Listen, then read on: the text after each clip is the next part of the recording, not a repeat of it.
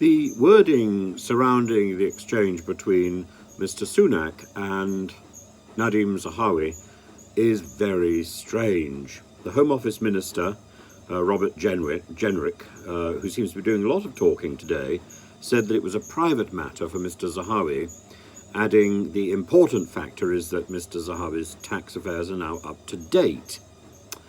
But Mr. Sunak, when asked whether or not the matter was closed, or rather Mr. Sunak's official spokeswoman said Mr. Zahawi had spoken and been transparent with the HMRC.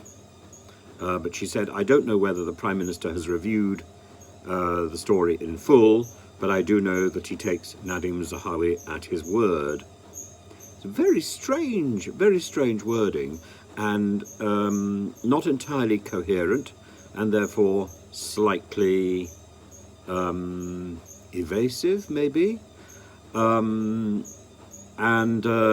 Prime Minister's questions today, the Labour MP Alex Sobel said that Mr. Zahawi was forced to pay millions to HMRC to settle a tax dispute, and asked whether Mr. Sunak was aware of an investigation when he appointed him to his cabinet and as chairman of the Conservative Party.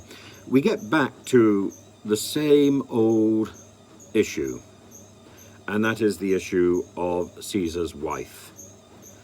Caesar's wife should be above suspicion. It doesn't matter whether Nadhim Zahawi has got irregular tax affairs, dodgy tax affairs, or whatever. The problem is the finger of suspicion has been wagged in his direction, and it scatters all manner of chaos.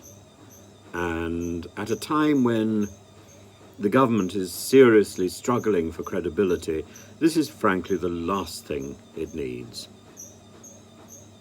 And unfortunately, it rings the same bells that have been ringing for some time, that this is a cabinet of rich individuals who don't seem to have regard for the problems faced by people who have been brought to the brink of ruin by a series of ideological and out of touch decisions that have been followed by this government.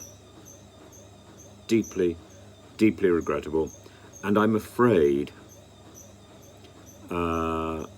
I'm afraid it sort of seals the fate of this government, the Conservative Party, and unfortunately the fate of the UK for some time to come. I don't see a way out of this misery, not being led by people who are so utterly out of touch.